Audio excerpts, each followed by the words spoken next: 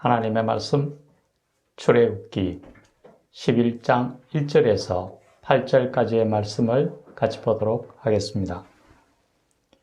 여호와께서 모세에게 이르시기를 내가 이제 한 가지 재앙을 바로와 애굽에 내린 후에야 그가 너희를 여기서 보내리라. 그가 너희를 보낼 때에는 여기서 반드시 다 쫓아내리니 백성에게 말하여 사람들에게 각기 이웃들에게 은금 패물을 구하게 하라 하시더니 여호와께서 그 백성으로 애굽 사람의 은혜를 받게 하셨고 또 그 사람 모세는 애굽 땅에 있는 바로의 신하와 백성의 눈에 아주 위대하게 보였더라. 모세가 바로에게 이르되 여호와께서 이와 같이 말씀하시기를 밤중에 내가 애굽 가운데에 들어가리니 애굽 땅에 있는 모든 처음 난 것은 왕 위에 앉아있는 바로의 장자로부터 맷돌 뒤에 있는 몸종의 장자와 모든 가축의 처음 난 것까지 죽으리니 애굽 온 땅에 전무후무한 큰 부르짖음이 있으리라. 그러나 이스라엘 자손에게는 사람에게나 짐승에게나 개 한 마리도 그 혀를 움직이지 아니하리니 여호와께서 애굽 사람과 이스라엘 사람 사이를 구별하는 줄을 너희가 알리라 하셨나니 왕의 이 모든 신하가 내게 내려와 내게 절하며 일하기를 너와 너를 따르는 온 백성이 나가라 한 후에야 내가 나가리라 하고 심히 노하여 바로에서 나오니라. 아멘. 오늘 전할 하나님의 말씀은 하나님의 계획은 반드시 이루어진다라는 것입니다. 이 시간 주의 성령께서 임재하셔서 우리에게 가르쳐 주시고 우리로 하여금 깨닫게 하셔서 이 시간 우리 모두에게 은혜가 충만한 시간이 되기를 간절히 축원합니다. 오늘 성경 본문의 내용은 하나님께서 애굽과 바로에게 10번째 재앙인 장자의 죽음에 대한 재앙을 내리시는 내용입니다. 우리가 잘 아는 것처럼 요셉은 형들의 미움을 받아 애굽의 종으로 팔려갔지만은 하나님께서 은혜를 베풀어 주셔서 결국 그는 애굽의 총리 대신이 되게 됩니다. 그런데 그때 이스라엘에 큰 기근이 닥쳐서 야곱과 그의 70인의 가족들은 요셉이 총리 대신으로 있는 애굽으로 내려가게 됩니다. 그리고 그곳에서 430년을 거주합니다. 처음 요셉이 총리 대신으로 있을 때와 그 요셉을 잘 아는 바로가 통치를 할 때에는 그 야곱의 가족들에게 선대를 하였지만은 이제 새로운 바로가 난 후부터는 이스라엘을 종으로 삼고 그들을 심히 학대합니다. 그들의 고통이 너무 심해져서 하나님 앞에 간구를 합니다. 구해 주실 것을. 그러자 하나님께서 그의 종인 모세를 보내서 그들을 출애굽시키고자 합니다. 그런데 바로가 마음을 강팍하게 하여서 하나님의 말씀에 저항하고 그 말씀을 따르지 아니합니다.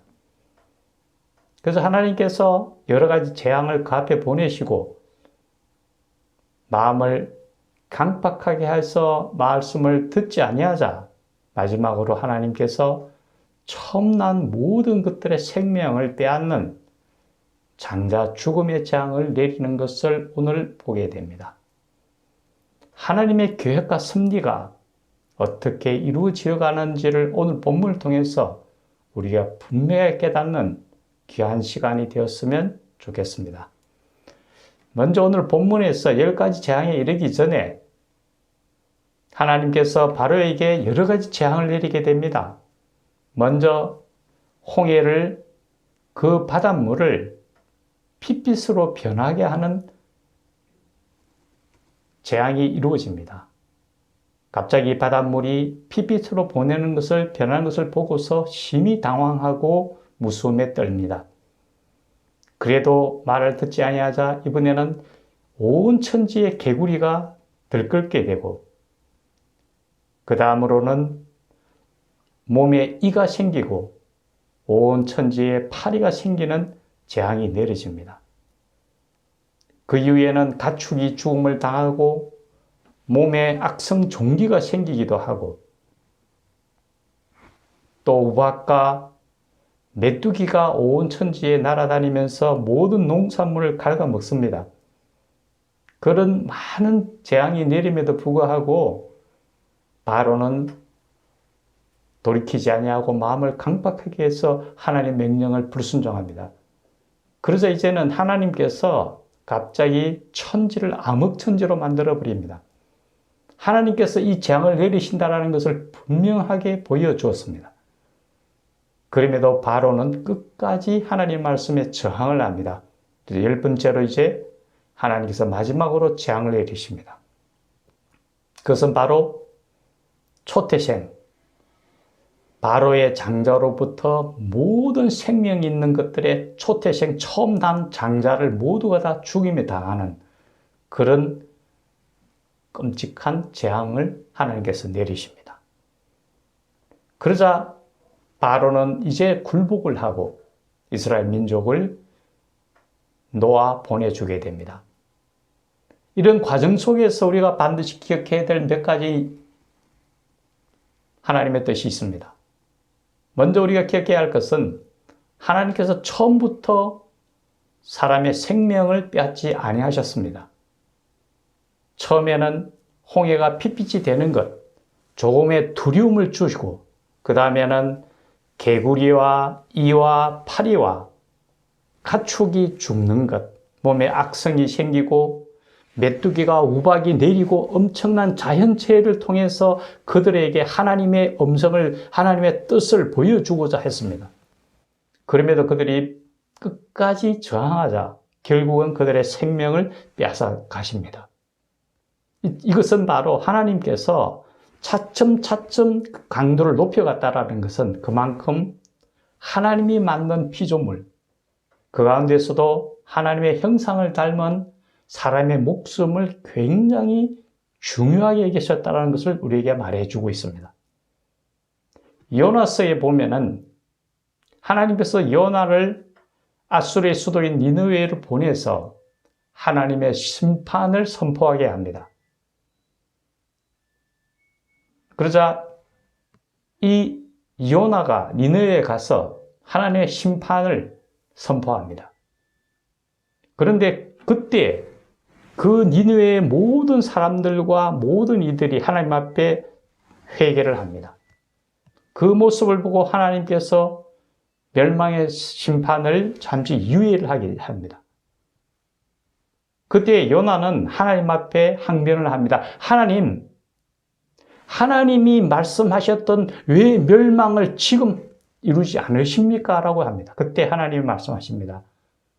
저 니느웨에는 좌우를 분별하지 못하는 자가 12만여 명이 있는데 그들을 내가 어찌 아끼지 아니하겠느냐라고 말씀하십니다. 하나님께서는 하나님의 형상대로 닮은 이 사람이 악에서 돌이켜서 하나님 앞에 나오기를 기다리시면서 한 사람 한 사람을 귀히 여기신다라는 거죠. 그래서 어떻든 돌아올 수 있도록 그들에게 기회를 주신다라는 거죠. 만약 이 바로가 그 여러 번에 걸친 하나님의 그 재앙에 대해서 조금 더 생각하고 자기 자신을 돌이켜서 그 이스라엘 민족들을 하나님의 말씀대로 놓아주었더라면은 그 모든 사람이 그렇게 죽임을 당하는 그런 재앙을 받지는 않았을 겁니다. 하나님께서는 어떻든 우리가 하나님의 뜻을 바로 익히 알고 돌아오기를 기다리신다는 거죠. 우리 삶을 돌아볼 때도 저도 그렇습니다. 분명히 하나님께서 우리에게 고통과 고난을 주시면서 우리가 어떻든 하나님께로 다시금 돌아오고 하나님의 뜻을 알 수 있도록 우리를 유도하신다는 것을 너무나 잘 알게 된다는 거죠. 아마 우리 모든 분들이 그런 경험을 대부분 하지 않았을까 생각을 합니다. 여기서 우리가 한 가지 더 기억해야 할 것은 이 재앙이 하나님으로부터 오는 것인지 아니면 세상으로부터 내 욕심에 따라서 오는 것인지를 우리는 분별할 수 있어야 될 겁니다.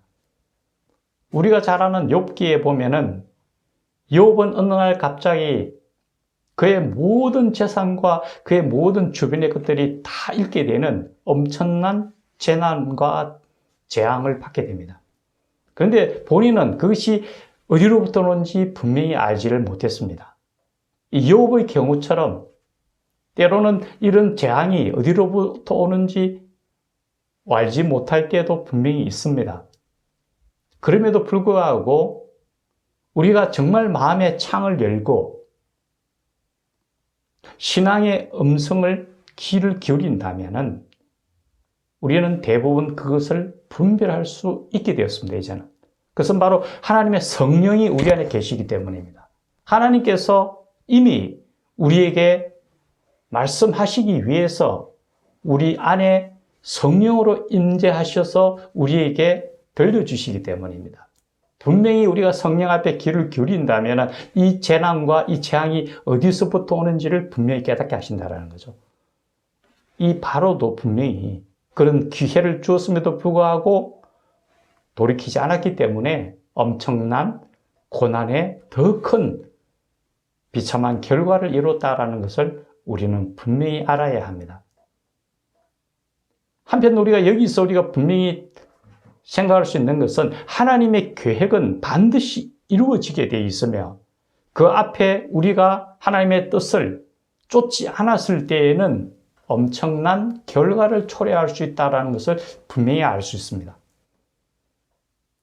이 바로는 끝까지 하나님 앞에 저항하며 하나님의 뜻을 따르지 않으려고 했습니다. 그럴 때 그 결과는 어떻게 됩니까? 바로 자신의 장자뿐만 아니라 그 애굽의 모든 초태식이 다 죽임을 당합니다. 본인만이 재앙을 받는 것이 아니라 주변의 모든 사람들까지 큰 피해를 입을 수 있다는 것을 보여줍니다. 요나서도 똑같습니다. 처음에 하나님께서 요나를 니느웨로 가라고 합니다. 그런데 그런 하나님의 명령을 쫓지 않고 다시스로 가는 배를 타게 됩니다. 그러자 그 배가 큰 풍랑을 만나서 모두 다 죽게 되는 그런 과정을 겪게 됩니다. 결국 요나가 바다에 던져지고 큰 물고기 뱃속에 들어가야만 되는 그런 상황을 이루게 됩니다. 우리 자신뿐만 아니라 내 주변에 있는 사람들까지도 큰 고난을 받게 된다는 거죠. 하나님 뜻에 분명히 빨리 돌아오는 것이 가장 완전한 하나님의 은혜임을 깨달아야 될 겁니다. 우리가 끝까지 하나님 앞에 저항할 때에는 그 결과는 더 비참할 수밖에 없다는 거죠. 하나님의 계획은 반드시 이루어질 수밖에 없다는 것을 분명히 깨달아야 합니다. 어떻게 이루어집니까? 2절에 보면 이렇게 얘기합니다. 너희가 나갈 때 은금 폐물을 챙겨서 나가게 될 거다라고 얘기합니다. 결국 이 이스라엘이 출애굽할 때에 그 애굽에 많은 은과 금을 다 짊어지고 나오게 됩니다.